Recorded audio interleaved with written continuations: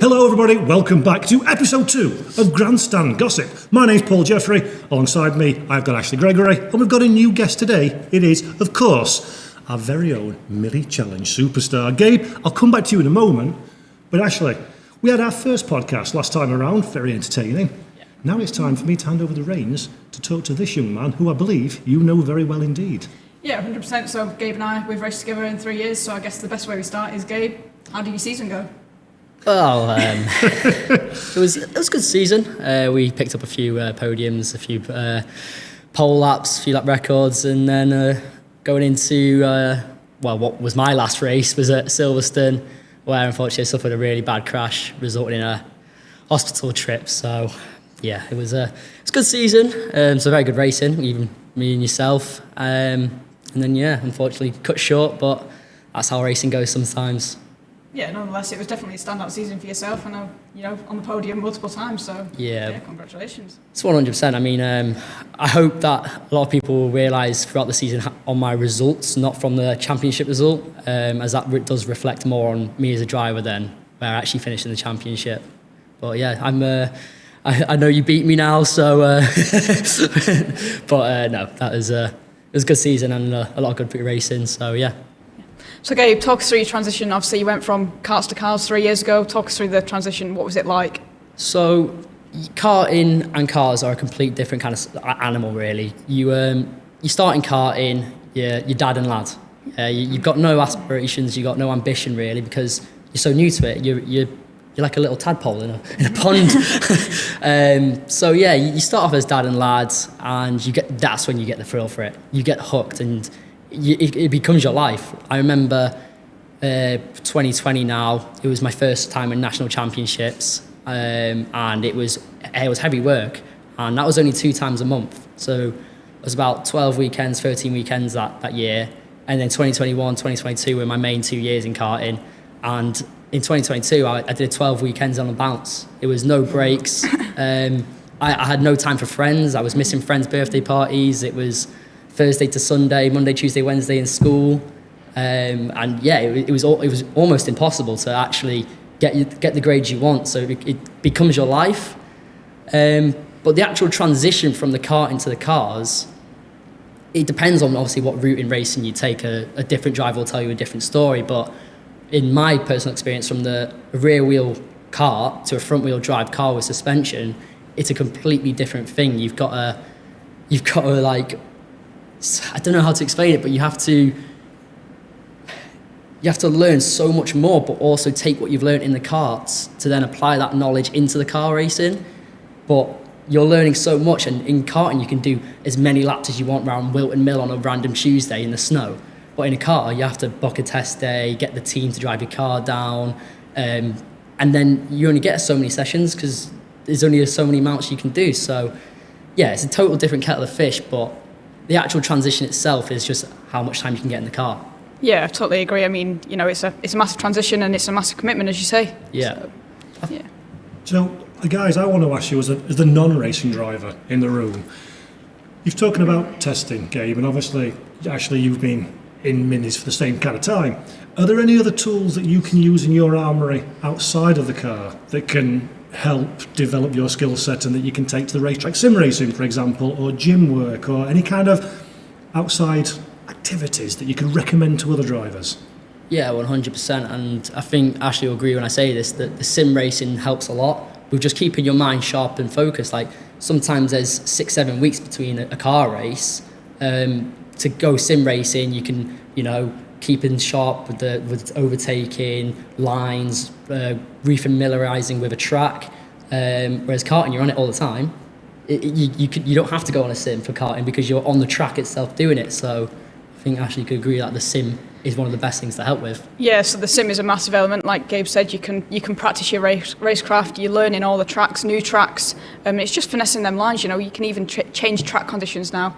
You can make it so real that when you get to the track, it doesn't matter if it's raining, it doesn't matter if it's dry. You've had that exposure on the sim and you know what to expect. So does that give both of you a confidence boost going into a race weekend then? Because we all know motorsport, a lot of it is the mental side of things as well. Knowing that you've had a chance to try out the track, try out the car and the conditions in a sim environment, is that something as well as the technical benefits, the emotional benefit too. Yeah, I think there is a massive benefit, but obviously in the back of every driver's mind, you know that every single driver pretty much is on the sim. So you're all going into it still in a pretty much same position. But no, obviously there is a massive benefit, and it does give you that little confidence boost when you go out for FP1 that you know what you're doing, so you can, you're not starting on the back foot. And Gabe, where was the escape and restart button at the end of your season? Could have done with that one, couldn't you? Yeah, I could have, Alt F4 restart the session, but fortunately, yeah, it was a huge one, really, really huge one. I'm sure. Yeah, it was a tough one. I mean, it was two breaks in my neck, 6 fractures on my pelvis, 3 broken ribs and a punctured lung, and then watching the races I should have been in on TV was heartbreaking. Honestly, like you don't realise how lucky you are just to be mobile, because I wasn't mobile. I was couldn't change my socks. Change my socks in the morning. Couldn't move at night. It was honestly horrible. And just I'm guessing you're probably going to ask me what happened and stuff, but I physically can't tell you, and that it scares me because I don't know what happened. I'm being told different things from different people of what happened on that day, and waking up in an ambulance with your dad next to you, and you just don't know what to do. You don't know where you are. It's a whole confusing moment. And I can relate to that. I once had a blister on my finger from the same a horrendous situation. But jokes aside, obviously, terrifying accident. But the reason I led into this, if I can, is again the mentality side of things. As a race driver, how do you get that, put it in a box, close the lid, and go back out there and go even faster, ideally, next time? Honestly, as cliche as it sounds, it's what I love to do. It hasn't even... The moment that crash happened, I was like, I'm going out of Brands. I'm going going to be there for the last rounds. Obviously, I couldn't be there because of the injuries, but you just... When you love something so much, you don't want to give up on it. You'll never... It's your dream. It's your aspiration. And luckily for me, I think because I don't remember the crash, I don't have any recollection. So I've just put it away. Forget about it, forget it ever happened, kind of forget this season happened and just reset for next year. Now it's the preparation for that, because after the crash with no mobility, I lost 8 kilos in weight. So I've lost so much face weight, so much muscle, and now it's just that rebuilding and put that aside now. I could do with some of that, that's great. So, Ashley, from your side of things, obviously you race with Gabe in the minis. When you see somebody that you've clearly got a personal relationship with, a friendship with, does that perturb you as a driver as well and make you think a little bit more about your own career? Yes and no. I mean, I've seen many big crashes in my time racing, which is 10 years now, but that one specifically was massive. I was fortunate to not be involved, but it kind of all unfolded in front of me, and just seeing the aftermath and hearing about Gabe's injuries, it does kind of make you start thinking about it. And the first thing that I did after that event was check my harness, check the seat.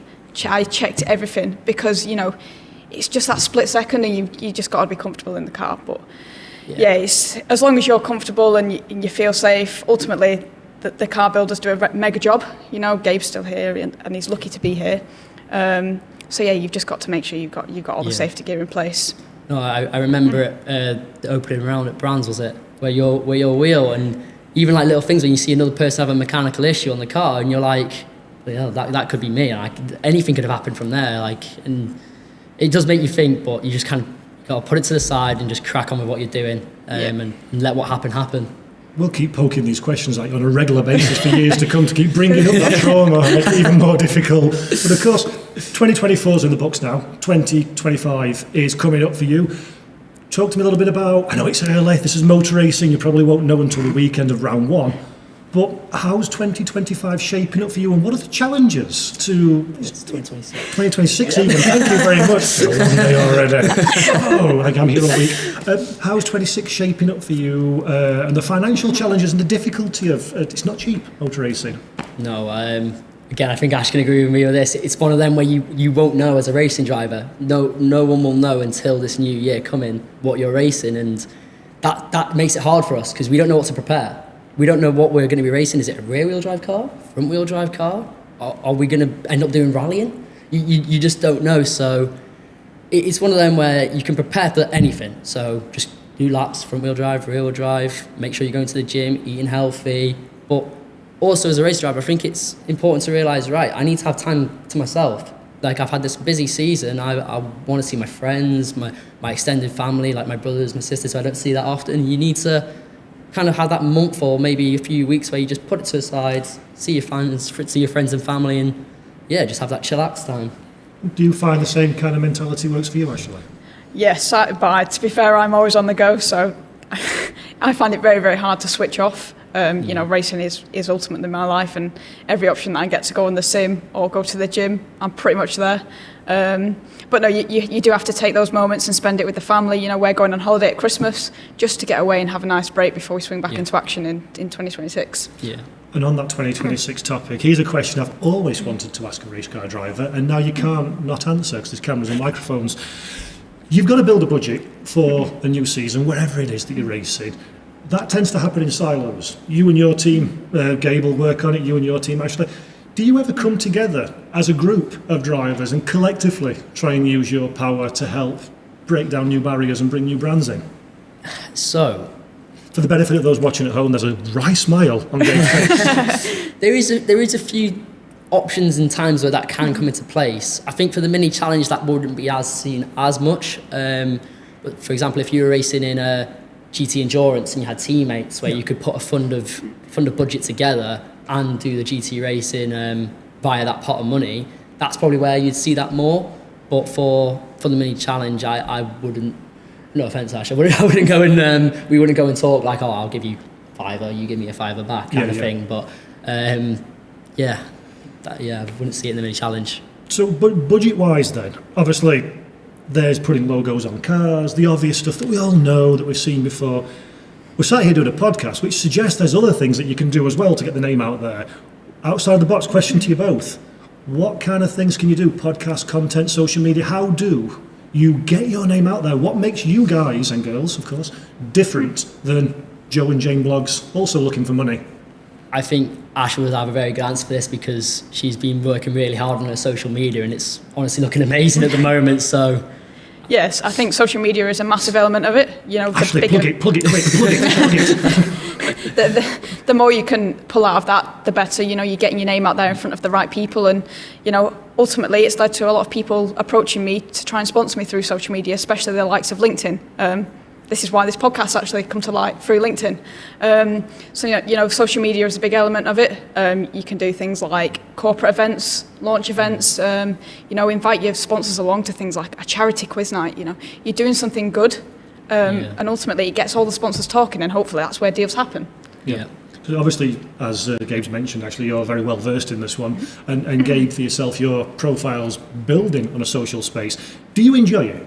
Bear in mind, potential sponsors may be watching. Yeah, I love the social media part of it. I mean, I'm quite lucky that I have like a kind of manager who runs my account and like helps me with things like that. So he's always encouraging me, oh, do this video, put this microphone on, go do this, go do that, and it builds up a kind of fan base as well at the tracks. Like you get approached by people and they want a signed poster, they want the hat signed, and it makes you like, oh yeah, it makes you feel so happy that when you're racing that there's people actually watching and going, I want you to win or I want you to do well. So yeah, it's a big thing. Now, some of the audience watching this one potentially are aspiring race car drivers or people looking to come into the industry, shall we say. I'm assuming by the fact they're watching / listening to this, they already know about motor racing and how to go quickly. What advice can the pair of you give to our aspiring fans at home if they want to start this journey? Not the driving side of things, but more the everything that you've just mentioned that goes around that one that helps you stand out. Where do you start from clean sheet of paper? You actually have to start work. You know, you can't expect it. It's not just going to come to you. The hours that I've sacrificed to even make a grid. You know, I've gone from racing a £750 car to spending £75,000 a year, and that just doesn't happen overnight. You have to commit to it. You know, you've got to sacrifice time and be there. You've got to, you know, if you can go karting one night, go and do it. You know, if you can have a sim at home, or if you can come simply race, get on the sims. Get some seat time in, you know, and just make yourself present around the paddock. Go and talk to people, make that network, and you know, things will start happening. Yeah, I mean 100%. It doesn't come easy. Like I mentioned earlier, there was 12 weeks on the trot. I was karting. I was doing my A levels, and I got a U. I got a U. I was too busy. I was always away. I was always racing. So it's not just the work; it's the sacrifices. So yeah, just that hard work, doing, like Ash said, doing what you can when you can, getting there, getting the right people, and just putting your name out there, and then hopefully can make the dreams come true. And contrary to what we just said, kids, education is important. Don't follow Gabe and get a U. Don't get hard. a U. Don't get a U. Yeah, my teachers weren't very happy with me. Yeah, but so that's an interesting point as well, because obviously, unfortunately for me, you're both significantly younger than I. I don't remember education, it was that long ago. Is that quite difficult as you're coming up through the world of karting? So obviously both of you have only been in cars for 3 years. My clothes are older than that.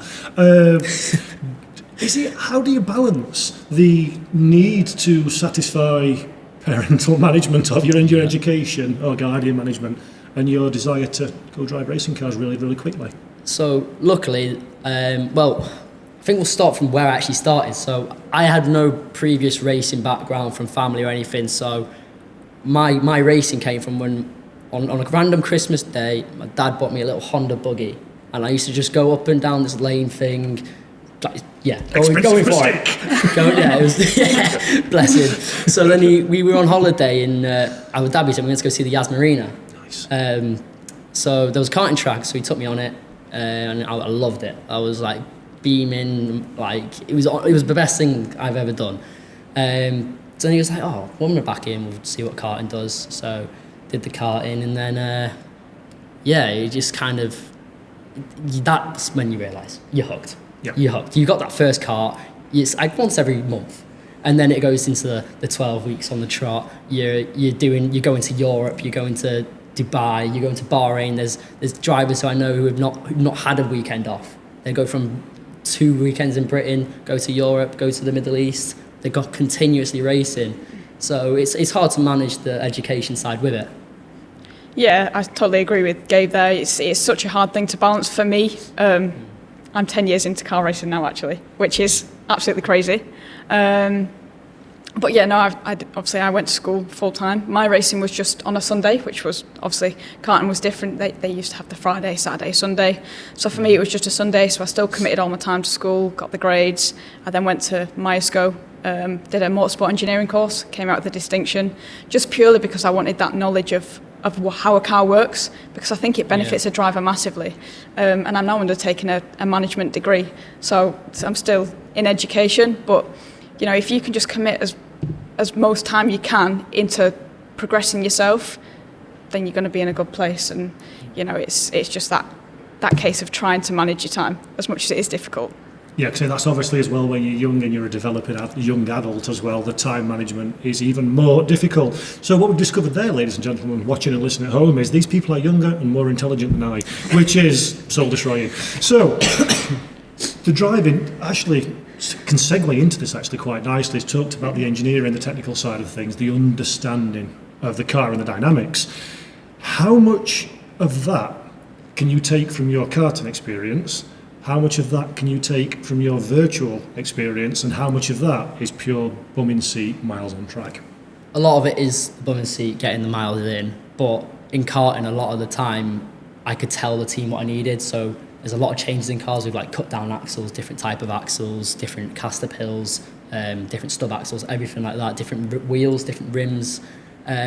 So yeah, it is important that you can feed back to the team, because without you supporting your team with what you need, you're not going to go any quicker than the base setup. So, and it's one of them where you could relay bad information and go the opposite way, and that's time you've lost, that's sessions you've wasted, where you could be improving, but you've actually gone worse. Yeah, no, we love sharing our knowledge here on Grandstand Gossip. So, the camera's there, which is no use to the people that are listening, but for the people who are watching, it's for their benefit as well. Look down that camera for me, Gabe, and tell my young aspiring karters out there what they can do to help their technical knowledge and understanding for if and when they transfer up to those cars.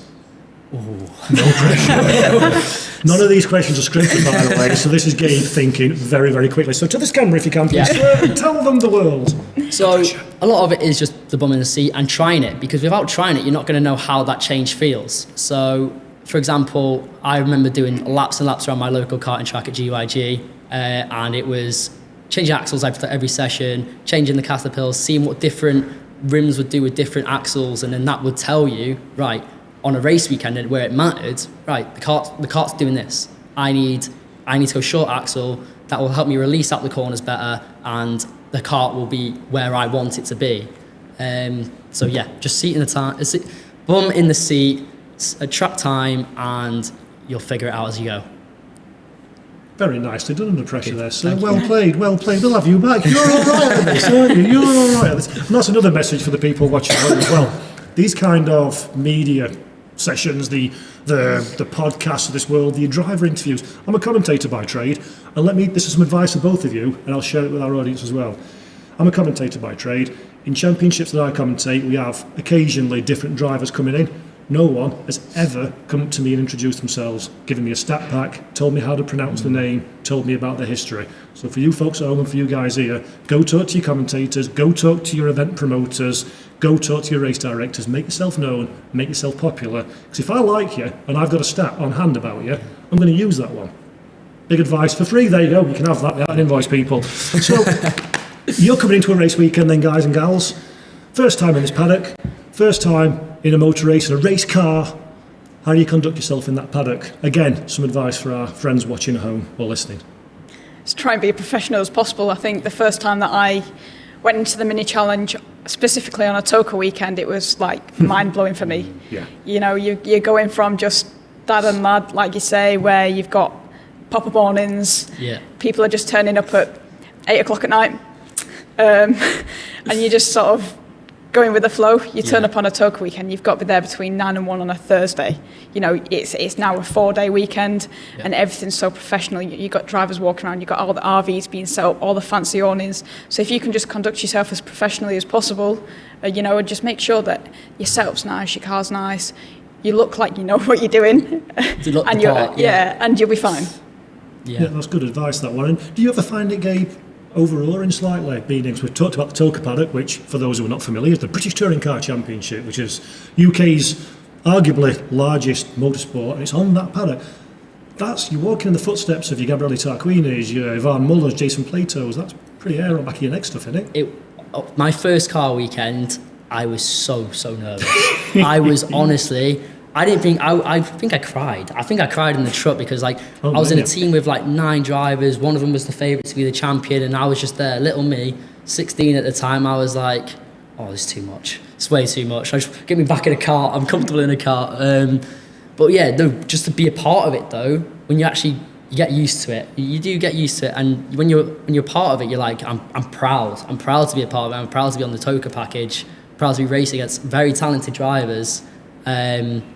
With the likes of, you got Tom Ingram on the paddock, and you're walking past him like, oh my days, it's do you know what I mean? Like it's a thrill, and it's just something to be really proud of. Now bear in mind, this is a brand new podcast. It's only episode 2, so our viewership's going to be very small at the moment. But when you're big and famous in years to come, they're going to look back on this one and try and find a headline to cancel you on. So, have you ever got an autograph of a famous driver in a paddock? Come on, we're amongst friends. I haven't. I'm not gonna lie, I haven't. I might have Ash's actually.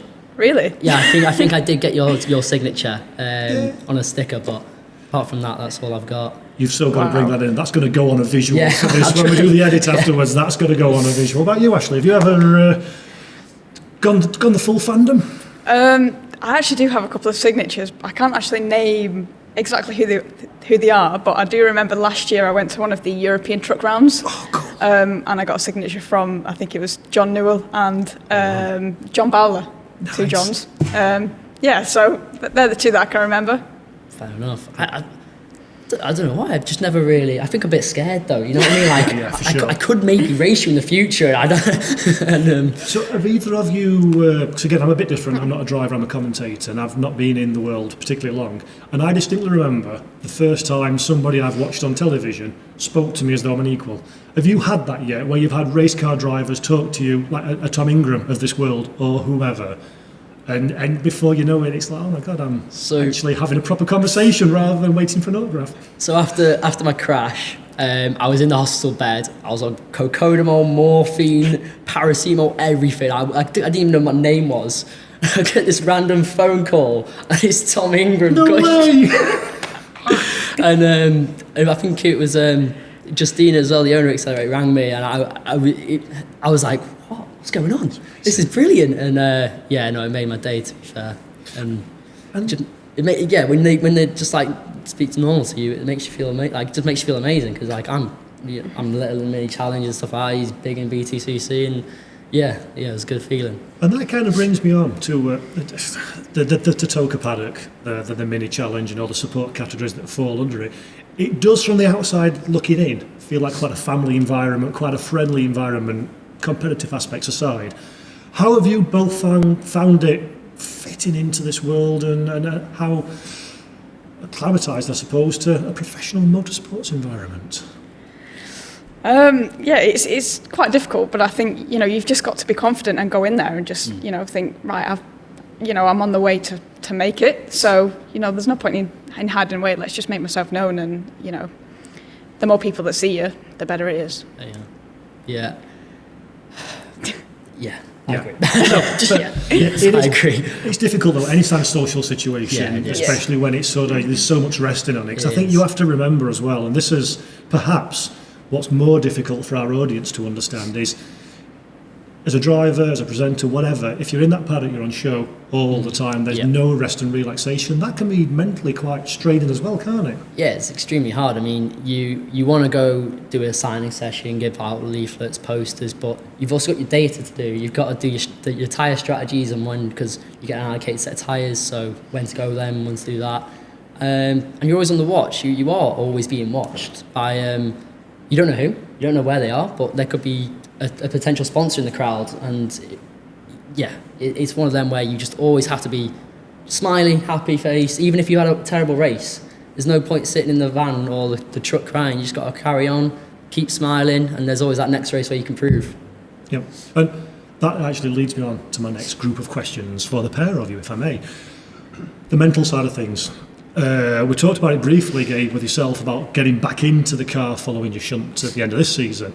But just generally speaking, you have good weekends, you have bad weekends, like any walk of life. I'm interested in the bad weekends. How do you pick yourself up when everything you touch turns to poop and it's an absolute disaster? How do you reset yourself again? So I think the biggest key for me is this year I made a habit of writing everything down after each session, so you can reflect on it. And if you've made a mistake, you then, it's only a mistake if you make it twice, is what Tom Ingram says. So, you can look back at it and you can go, right, okay, I know not to do that next time. And same again, if you've had a crash or anything like that, or you've been taken out by another competitor, you've got a note of it, and you can just fold it away, forget about it. You wrote it down now. Why does it matter? You can also sell that in 25 years when you're absolutely famous. You can be motorsport memorabilia. I don't think you want to see my nose, because I write some things like, stop driving like an idiot. I actually really like that, writing it down, just like getting your emotions out. Instead of like portraying it, you've just written it out, see you later. Yeah. I think for me, the most important thing is the people around me. If they believe in me and they're confident with me, they just pick me back up. If I've had a bad race, for example, you had a front row view of it at Snetterton, where my wheel just completely fell off straight into a barrier. It was heartbreaking because it was the last lap. So you just got to pick yourself up, dust yourself off, have a conversation with someone, and carry on.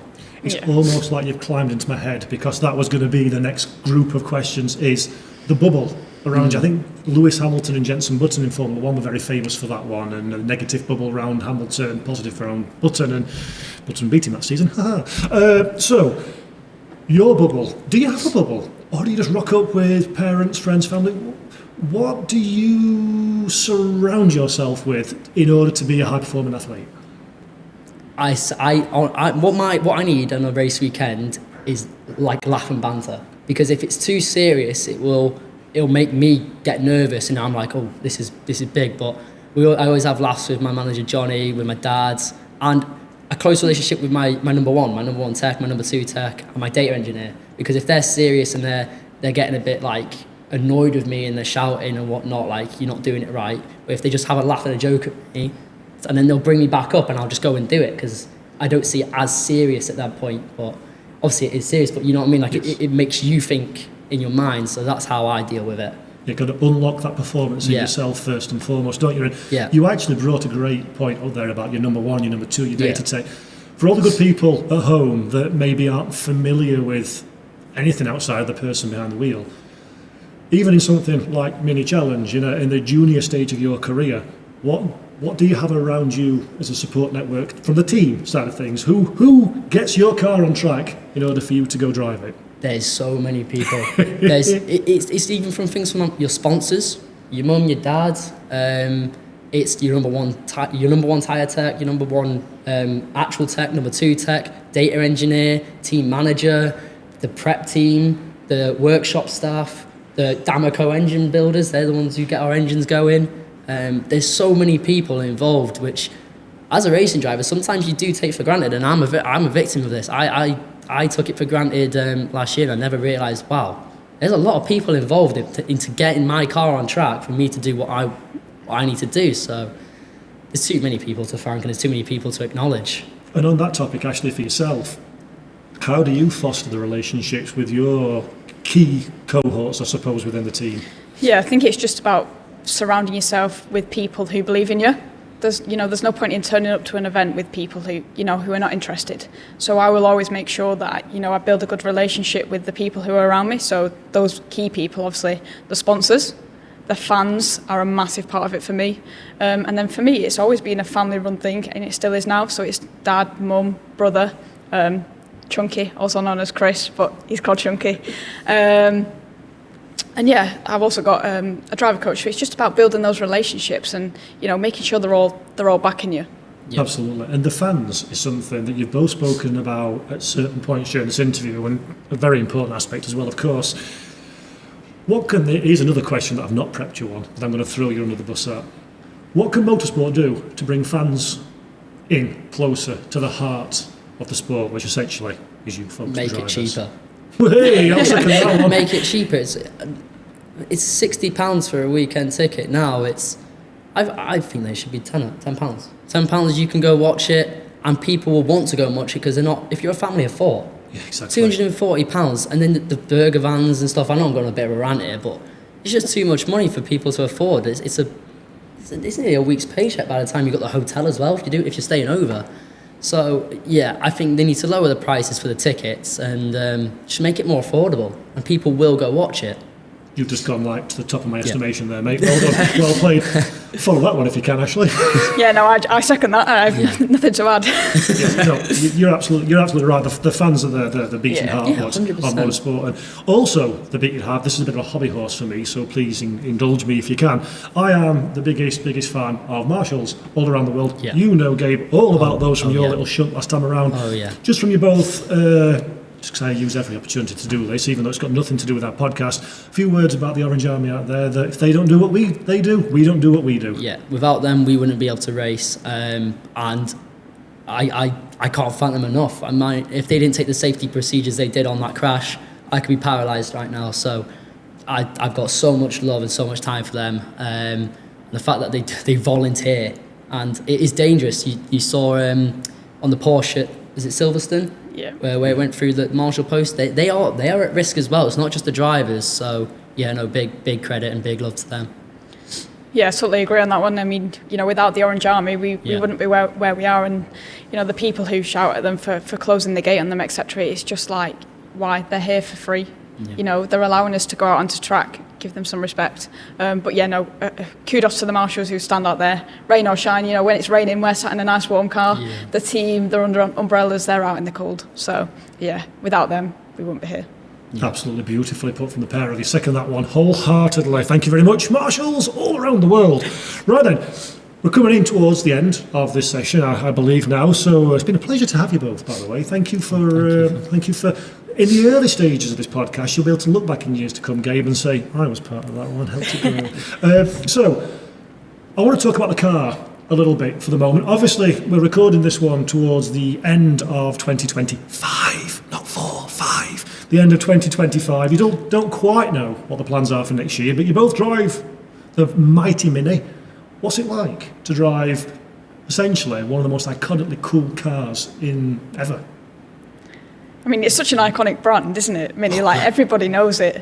And, you know, when you talk to sponsors, they're like, a Mini? Really? And I'm like, yeah, a Mini. Like, people underestimate them, but the cars, they're actually insane. Like, it's really hard to actually spin one out and things like that. The tyres are great, the suspension. You know, just everything about the little Minis, they're so good. And, you know, racing a little Mini around Thruxton doing 110 mile an hour in a train where there's 30 of you, it's just incredible. Yeah, no, I mean, the Mini is an iconic British car, really, isn't it? So a lot of the drivers on the grid are British, so I think there's a bit of pride there driving them. Yeah, people do underestimate them. They give some proper good racing and some proper close racing because they're so underpowered. The slipstream matters so much. That's what makes the racing close.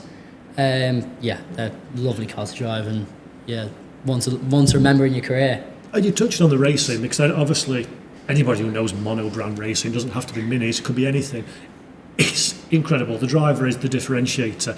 So, is the part of the rationale for the pair of you racing in Minis to build up the skill set and the experience set for future endeavours in other forms of motor racing? Is it essentially, the long question, the short version is it a good school to go learn the intricacies of racecraft?